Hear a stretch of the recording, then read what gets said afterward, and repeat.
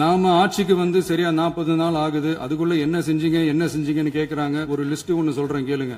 பெண்கள் பாதுகாப்புக்காக சிங்கப்பெண் சிறப்பு படை, 200 யூனிட் வரை கட்டணமில்லா மின்சாரம், போதைப் பொருள் ஒழிப்புக்காக தனிப்படை, குறுவை நெல் சாகுபடியை ஊக்குவிப்பதற்காக 134.83 கோடி சிறப்பு தொகுப்பு திட்டம், வழிபாட்டு தலம், ஸ்கூல், பஸ் ஸ்டாண்ட், அதுக்கு பக்கத்தில் இருக்கிற 717 மதுபான கடைகள் மூடப்பட்டன. அங்க வேலையில் இருந்தவர்களுக்கு வேறு கடைகளில் வேலை, கவனிக்கப்படாமல் விடப்பட்ட அம்மா உணவகங்கள் புதுப்பிக்கப்பட்டன. பத்திரப்பதிவு துறையில் பகல் கொள்ளைக்கு புல் ஸ்டாப் வைக்கப்பட்டுள்ளது. வருகையில்லா ஆவண பதிவு முறை கொண்டுவர உத்தேசிக்கப்பட்ட செயல்பாட்டில் உள்ளது.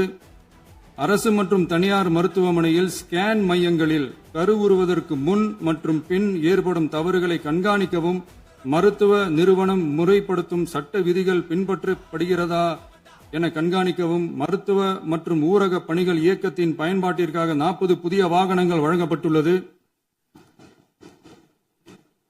கூட்டுறவு வங்கியின் ஏழை எளிய மக்கள் வாங்கிய கடனுக்கு முதல் முத்தாய்ப்பாக ரூபாய் 2045 கோடி தள்ளுபடி வழங்கி ஆணையிடப்பட்டுள்ளது. ஒன்றிய அரசிடம்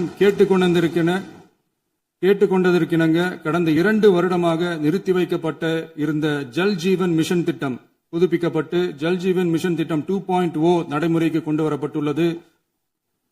18,500 கோடி அளவில் உறுதியளிக்கப்பட்ட காஞ்சிபுரம் மாவட்டத்தில் மைய விரிவாக்க திட்டம், கோயம்புத்தூரில் மின்னணு பொருட்கள் மற்றும் மின்னணு அமைப்புகள் உற்பத்தி திட்டம் மற்றும் திருவள்ளூர் மாவட்டத்தில் காட்டுப்பள்ளி LNT கப்பல் கட்டும் தளம் விரிவாக்க திட்டத்திற்கு ஒப்பந்தங்கள் போடப்பட்டுள்ளன.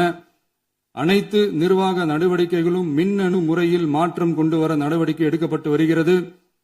சட்டவிரோத கல்குவாரி மற்றும் அனுமதியின்றி கனிமங்களை எடுத்துச் செல்வது தடுக்கப்பட்டுள்ளது. பல்வேறு குவாரிகள் சீல் வைக்கப்பட்டுள்ளன.